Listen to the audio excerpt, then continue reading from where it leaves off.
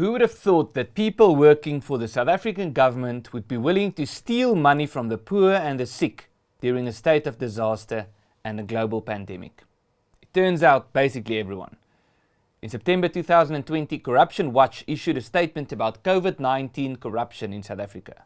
They said, "Along with other ordinary South Africans, we at Corruption Watch have followed with increasing dismay the growing number of reports of corruption related to the COVID-19 pandemic.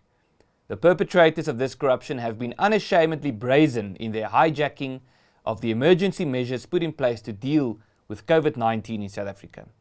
Such measures included, among others, a 500 billion rand or $30 billion relief package to provide for food parcels for the needy, a temporary social grant increase for over 16 million beneficiaries, and the temporary employer-employee relief scheme for those whose salaries were affected.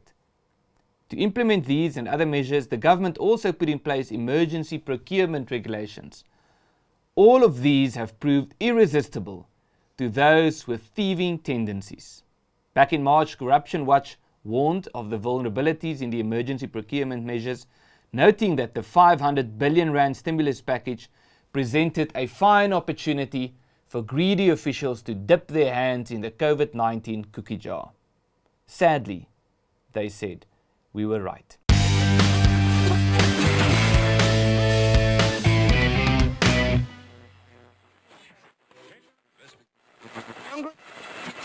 We have now reached the point where claiming that corruption in South Africa is akin to a cancer is just as close to an understatement as it is to an exaggeration. A video like this is too short to even read a bullet list of incidents of corruption in South Africa. Corruption is so widespread that it has become an everyday part of South African society.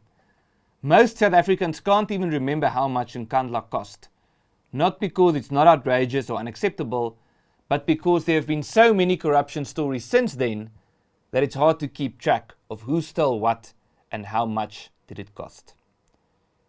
Perhaps a good place to start when discussing corruption during the COVID-19 pandemic is to point out that the Minister of Health, Zweli Mkhize, was forced to resign after he became embroiled in a corruption scandal. But that's just the beginning. In September 2021, Advocate Andy Mutibi, the head of the Special Investigating Unit, or SIU, presented an update to Parliament's Standing Committee on Public Accounts, also known as SCOPA.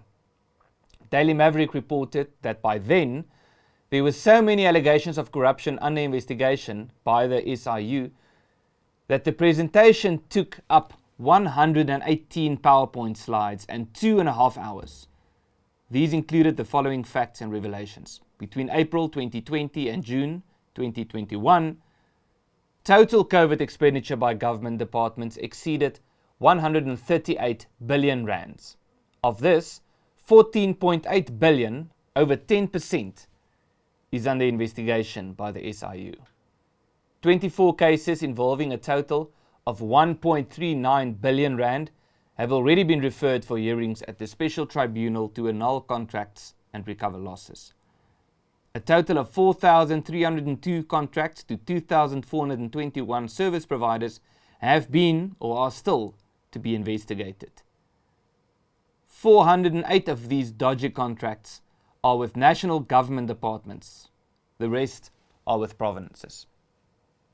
A total of 214 cases have been referred by the SIU to the National Prosecuting Authority for criminal investigation. And that's not even all of it. In one instance, the Auditor General revealed that personal protective equipment, or PPE, was bought 5 times more than the normal price.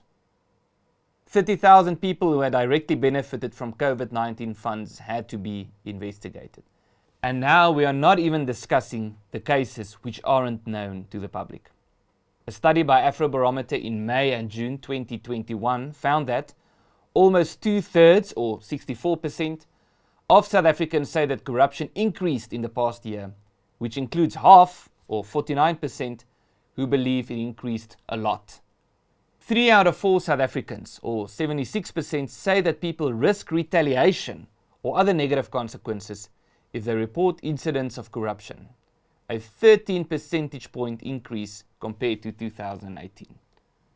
7 in 10 citizens, or 71%, believe that officials who break the law often or always go unpunished, while half, 49%, say that ordinary people who commit crimes enjoy such impunity. We can't go on. But what do we do now? Well, for a start, we should recognize that it's not going to stop.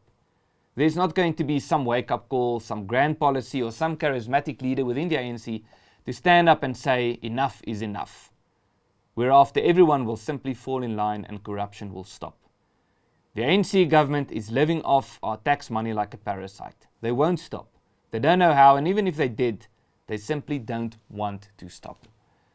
We need to recognize that every cent that is not given to government is a cent that will not be looted.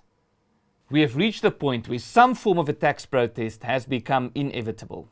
In fact, there is a legitimate question to be asked about the morality in continuing to pay taxes, knowing very well that a significant chunk of it is simply going to be stolen. To stop paying taxes is not that simple. It could lead to your prosecution. To call for people to stop paying taxes is also a crime. This does not change the fact that we have reached the point where legitimate questions can and should be asked about the morality of paying taxes to a kleptocratic government. The future will be interesting.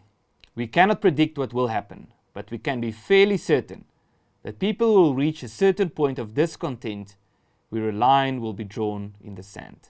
It's just a matter of time. My name is Ernst, and this is your fact sheet.